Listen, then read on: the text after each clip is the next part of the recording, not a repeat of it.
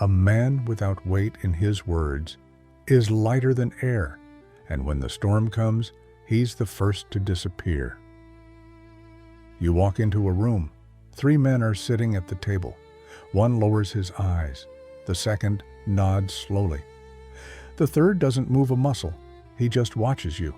Which one is afraid? Which one respects you? And which one's about to test you? If you don't know the difference, you're not ready to sit at that table. Let me tell you something most men never learn until it's too late. Fear and respect are different currencies, but both spend like gold. You only become truly powerful when your name triggers one or both. Fear is visceral.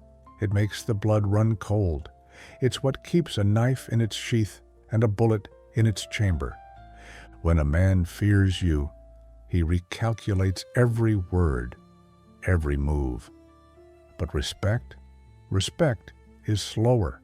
It builds in silence. It's earned in the shadows. It's not about intimidation. It's about reputation. But here's the thing. A man who is only feared will be eliminated the moment his enemies find a blade sharper or a crew stronger. And a man who is only respected will be tested constantly, because wolves don't respect anything they can't feel beneath their skin. The real ones, the ones who last, blend the two. They walk in, and the room goes still. Not because people are scared, not because they're beloved, but because no one knows what they're capable of, and everyone suspects the worst. Power is not about talking louder. It's about saying less and meaning more. Every man you meet is a scale. They weigh you in silence, in glances, in the way they shift when you walk by. If you don't tilt that scale hard in your favor, you're light, disposable. You're the background noise in someone else's story. Now let me give you a truth that will bite the weak like a starving dog. Most men want to be liked more than they want to be respected. They crack jokes, they smile too much, they avoid confrontation, and they wonder why no one follows them, why no one listens when they speak. Because when you chase approval, you signal weakness, and weakness is blood in the water. Fear makes you unpredictable. Respect makes you untouchable. Together, they make you unforgettable. When a man enters a room and people feel both, the tension in their spines and the weight in their chest, that's not charisma. That's command. It's not taught, it's built. In how you handle betrayal, in how you walk away from disrespect without raising your voice, because your silence is heavier than any scream. Let me tell you this, a feared man is left alone. A respected man is followed. A man who's both, he is remembered and spoken about in low voices when the lights go down. So choose, do you want to be liked or do you want to be known? Some men die before their heart ever stops beating. They vanish, not into the grave, but into irrelevance. They're the ones you worked with, studied with, maybe even called friends. But years later, when someone mentions their name, you pause and think, who? These are the ghosts I speak of, not the dead, the forgettable. You see, the world doesn't hate weak men. It doesn't fight them. It doesn't fear them. It just ignores them. And that is the worst kind of death, to be invisible while still breathing. You can spot them from a mile away. They're the ones always avoiding tension, always agreeing. The man who apologizes just for existing. The man who seeks comfort over confrontation. He survives day to day, smiling with hollow eyes, never making a ripple in the water. Not because he's at peace, but because deep down he knows one thing. He's replaceable. And brother, no man with value walks like he can be replaced. The forgotten ones don't leave behind enemies because they never had the balls to stand for something. They don't leave behind lovers who weep because they never burned deep enough to be missed. They don't have legacies, only LinkedIn profiles and old photos that nobody looks at twice. Let me give you a brutal truth. If people don't feel your presence, they'll never feel your absence. Read that again. You want to live like a shadow? Go ahead. Blend in. Keep quiet. Be the nice guy. But just know, the shadows are full of corpses who thought silence was noble. Men who waited for permission to speak, waited for the world to validate them, until the world simply moved on without them. You ever walk into a room where a real man used to be? You can still feel him. The chair he sat in still carries weight. His name still stirs something: fear, respect, love, hate. But something. That's the sign of a man who was alive in the truest sense. Compare that to the forgotten. He left no mark, no story, no lesson, just polite memories, vague smiles, and nothing worth repeating. The truth? The world remembers impact, not intention. It doesn't care if you meant well. It cares what you built, what you destroyed, what you left behind. So ask yourself this: if you vanished tonight, who would lose sleep? Who would feel the air shift? Who would remember your name 5 winters from now? If the answer is no one, you've already become a ghost. They say the lion doesn't roar when he hunts. He moves without a sound, without a word. Because real power doesn't announce itself, it arrives. You ever wonder why the old dons never raised their voice? Why they sat in silence while the room waited, holding its breath? Because every second of that silence was loaded with history, with consequence, with the quiet promise that, if needed, things would happen. You see, today's men, they talk too much. They bark on screens. They posture online. They scream for validation like children who missed dinner. But you want to be a don? Then listen close. Your power is not in your mouth. It's in your shadow. Let me tell you how real power is built. It begins in the silence of early mornings, where no one's watching and no one cares, where you do the work not for applause, but for control. Control of your body, of your time, of your emotions. Power starts the moment you choose discipline over distraction, and keep choosing it over and over while the world mocks or ignores you. A don doesn't seek spotlight. He builds systems. He watches patterns. He knows the strengths and weaknesses of every man around him, because he listens more than he speaks. Power is not charisma. Charisma fades when you're broke, when you're tired, when you're tested.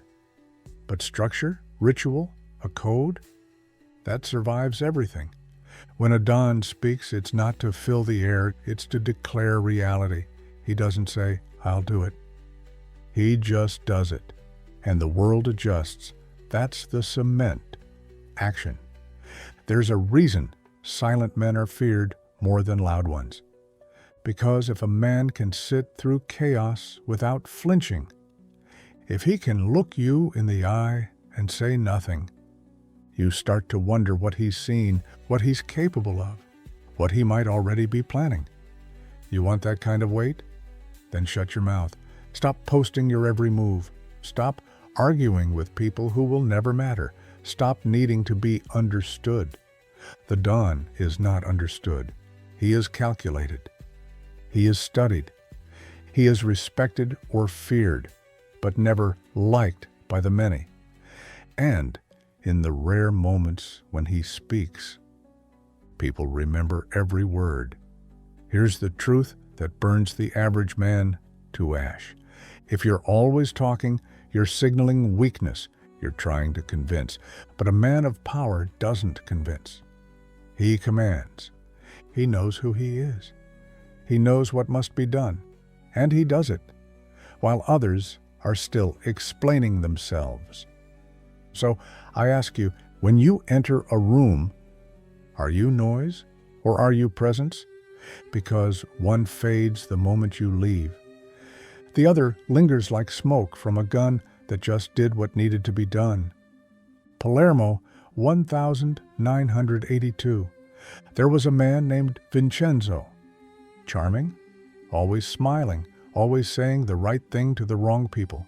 The kind of man everyone liked, but no one truly feared, and very few respected.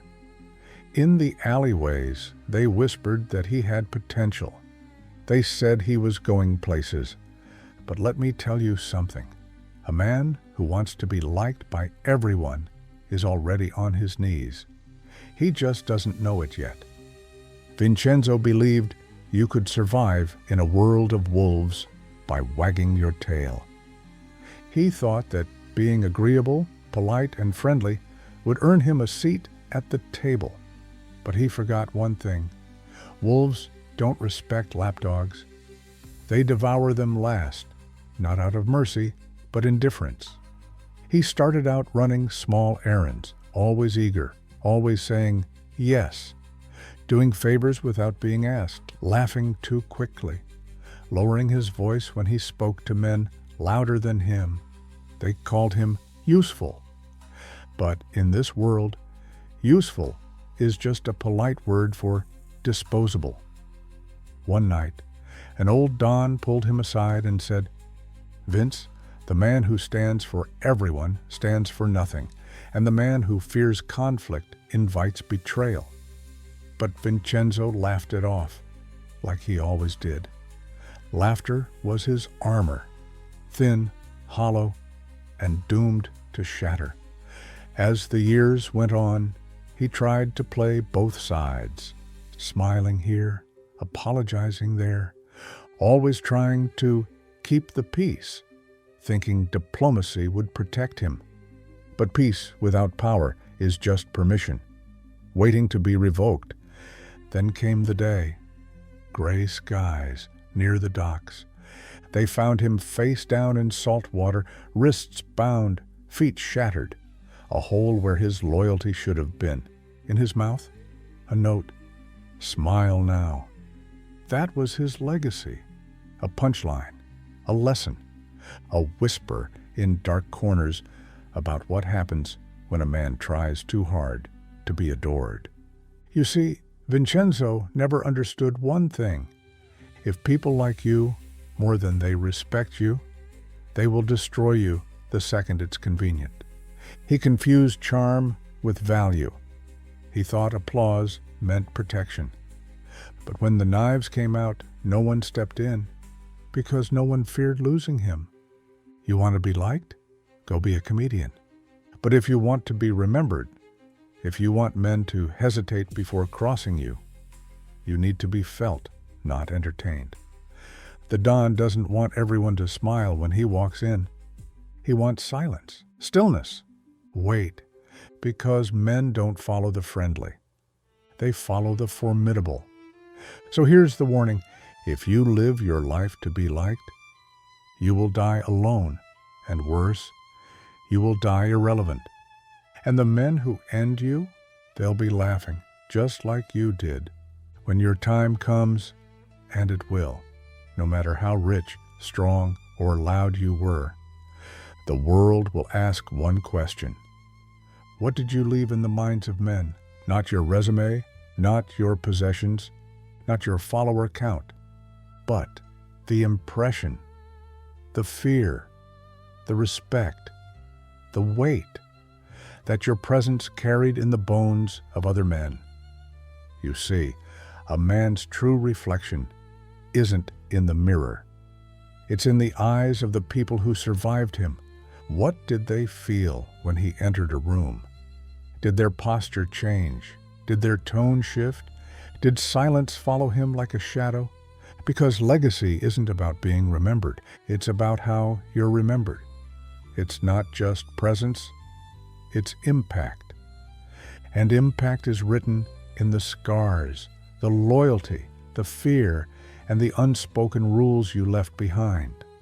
A real man, a Don, he doesn't build a legacy with words.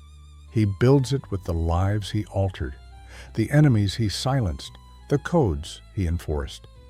He builds it in moments that ripple through time, in the way men lower their voices when they mention his name long after he's gone. Let me ask you this, and answer carefully, because this question is a blade. If you vanished tomorrow, would the world feel it? Would there be a power vacuum? Would someone look over their shoulder? Would a door close just a little slower, as if still expecting you to walk through it? Or would it all move on without a pause? Like you were never here, you want to be remembered. Then force the world to adjust to your presence while you're alive. Make them account for you. Make them flinch when your name is spoken in the wrong tone. Make them think twice before crossing you, not because you're angry, but because you're inevitable. Too many men want to be seen. Too few want to be felt. The former are forgotten by the next season. The latter become law, myth, warning, and don't mistake legacy for love. A man who is feared can leave a deeper mark than one who is adored. Love fades. Fear lingers. So stop chasing validation. Start building volume in your silence. Start showing the world what happens when a man walks his path without apology, without explanation, without compromise. The greatest men in history, they weren't loud. They were undeniable. And when they were gone, the world wasn't the same. Be that or be nothing.